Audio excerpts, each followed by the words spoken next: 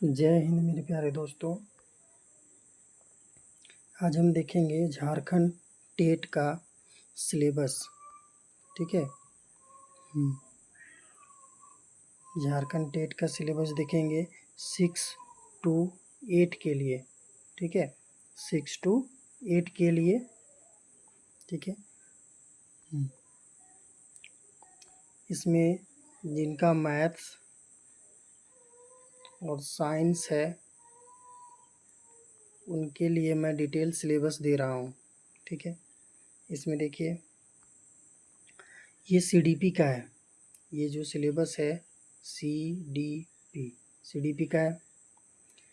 CDP में पढ़ना है वो सब है, जैसे अवधारणाएं पढ़ना है तो अवधारणाएं में विकास की अवधारणाएं, अधिगम से इसका संबंध, बाल विकास के सिद्धांत एवं अवस्थाएं, इसमें एनईपी 2020 एनसीएफ ऐसी है।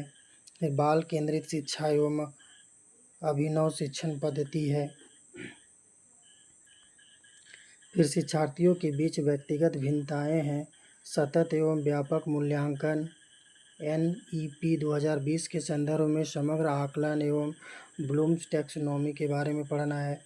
फिर समतामूलक समावेशी शिक्षा की अवधारणा एवं विशेष आवश्यकता वाले बच्चों की शिक्षा पढ़ना है।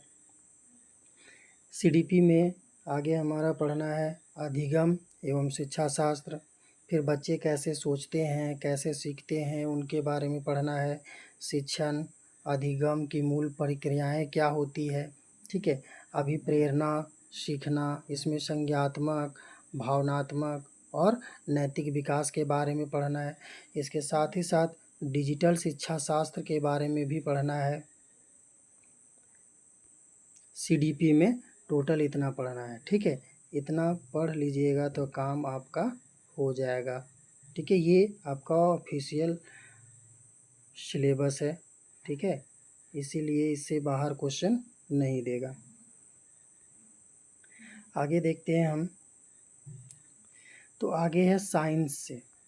ठीक है, साइंस से जो पढ़ना है। ठीक है, 6 to 8 के लिए। तो सामान्य विज्ञान से पहले क्वेश्चन रहेगा।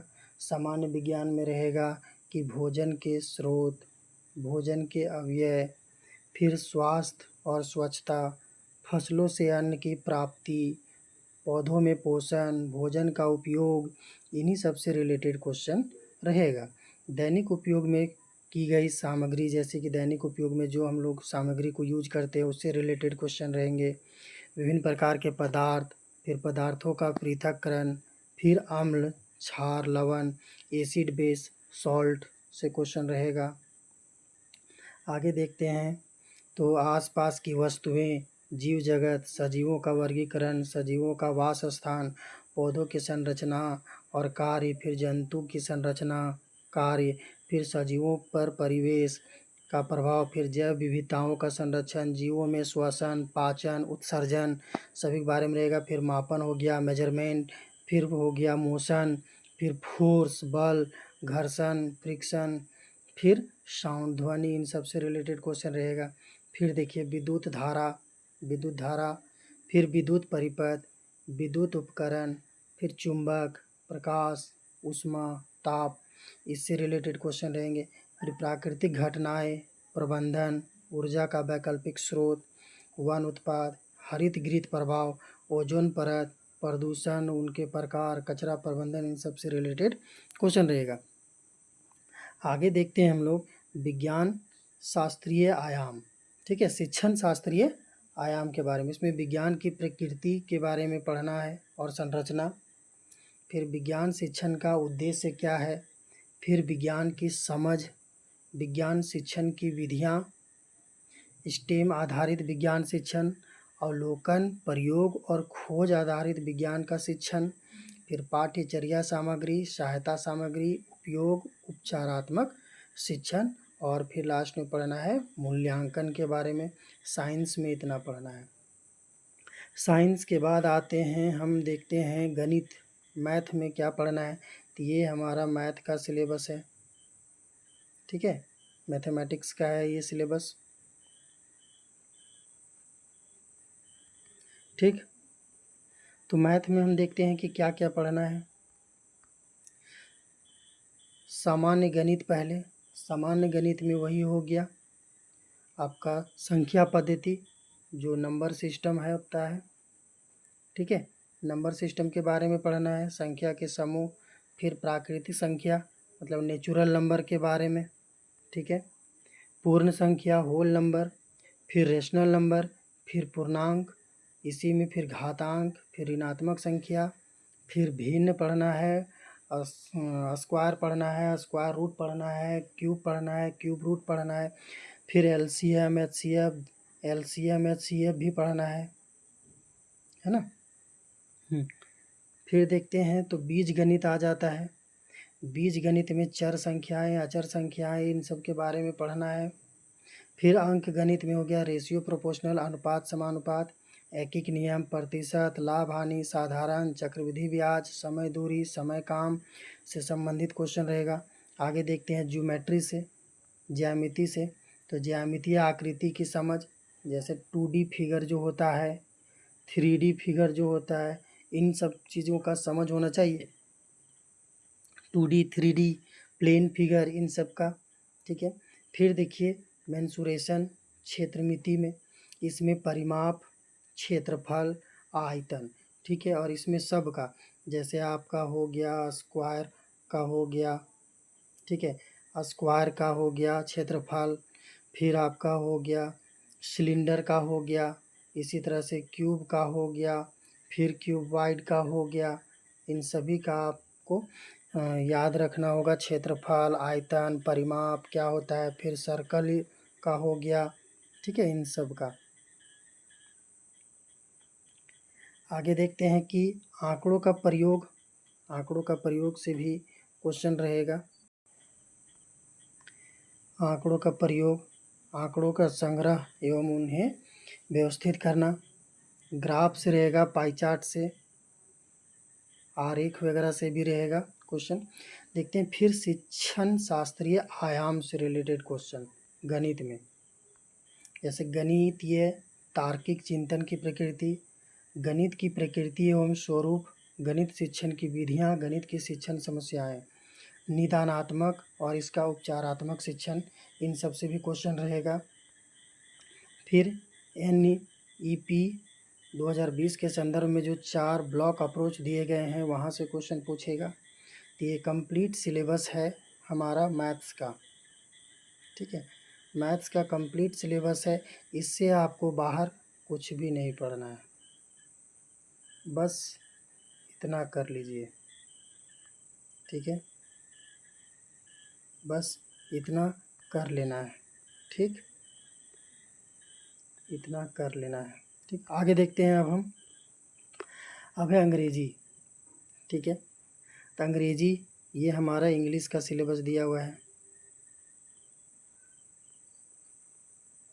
ठीक है, पूरा डिटेल इंग्लिश का सिलेबस दिया हुआ है।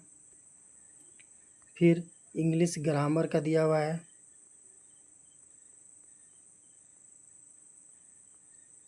ठीक है,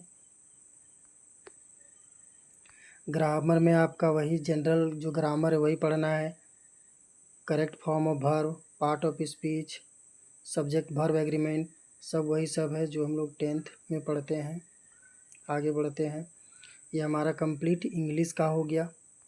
इंग्लिश, साथ में इंग्लिश ग्रामर का भी, प्लस इंग्लिश ग्रामर, इतना डिटेल आपको पढ़ना है, इससे बाहर नहीं पढ़ना है। ठीक है, आगे बढ़ते हैं तो देखते हैं अब हिंदी के बारे में। ठीक है, ये हमारा हिंदी का सिलेबस है 6 to 8 वाला।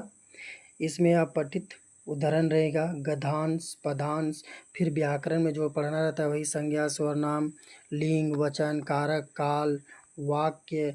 ठीक है, फिर प्रयोग, उपसर्ग, प्रत्यय, समास, पर्यायवाची शब्द, विपरीतार्थक शब्द, यही सब पढ़ना है। अब हिंदी में शिक्षण शास्त्रीय आयाम, तो उससे क्वेश्चन रहेगा भाषा शिक्षण के सिद्धांत एवं विधियाँ, भाषा कौशल एवं समझ, संप्रेषण कौशल विकास। फिर आपका रहेगा भाषा शिक्षण में उत्पन्न कठिनाइयाँ, विसंगतियाँ का निराकरण कैसे करना है, उससे रिलेटेड क्वेश्चन। फिर शिक्षक उपादन, फिर उपचारात्मक शिक्षण, और जो राष्ट्रीय नीति 2020 के संदर्भ में 4 जो ब्लॉक अप्रोच दिए गए हैं उससे रिलेटेड भी क्वेश्चन रहेगा। ठीक है, तो ये हिंदी का आपका कंप्लीट सिलेबस था। ठीक है, ये हिंदी है। ठीक है, और हिंदी ग्रामर का भी। ठीक है, हिंदी ग्रामर हो गया। आगे अब देखते हैं, तो अगला हमारा है खोरठा। ठीक है, जो पूरा 30 मार्क्स का रहेगा। ठीक है, खोरठा। ठीक, ये खोरठा का सिलेबस है, पूरा डिटेल, जो जो चीज़ खोरठा में आपको पढ़ना है। ठीक है, देखिए, सबसे पहले खोरठा भाषा के बारे में, इसका भाषाई क्षेत्र, फिर समुदाय संदर्भ का परिचय, देवनागरी आधारित लेखन प्रस्तुति, रूपांतरण, उच्चारण, वर्तनी, फिर विस्तृत शब्दावली के बारे में, व्यवहारिक प्रयोग के बारे में, व्याकरण का क्रियात्मक अध्ययन, फिर आपका हो गया संज्ञा हो गया, सर्वनाम हो गया, विशेषण हो गया, क्रिया हो गया, काल हो गया, कारक हो गया, वाक्य का रचना हो गया, फिर उपसर्ग प्रत्यय से भी क्वेश्चन रहेगा। फिर आपका वही गद्यांश, संवाद, पदांश आधारित पठन बोध से क्वेश्चन रहेगा। लेखन कौशल में जैसे पत्र लिखना, आवेदन लिखना। ठीक है, फिर भावार्थ, सरल अनुवाद, इन सब से क्वेश्चन रहेगा। आगे देखते हैं तो लोक साहित्य से भी क्वेश्चन रहेगा, इसमें गद्य पद, फिर प्रमुख साहित्यकारों से रिलेटेड क्वेश्चन रहेगा। सांस्कृतिक विरासत का सामान्य परिचय से भी क्वेश्चन रहेगा। बहुभाषी कक्षा में खोरठा भाषा शिक्षण की आधारभूत प्रासंगिकता रहेगा। फिर नई शिक्षा नीति 2020 के आलोक में बहुभाषिक कक्षा, द्विभाषिक सामग्री और स्थानीय क्षेत्रीय ज्ञान का आधारित खोरठा भाषा से रिलेटेड क्वेश्चन रहेगा। ठीक है, ये हमारा डिटेल सिलेबस हो गया।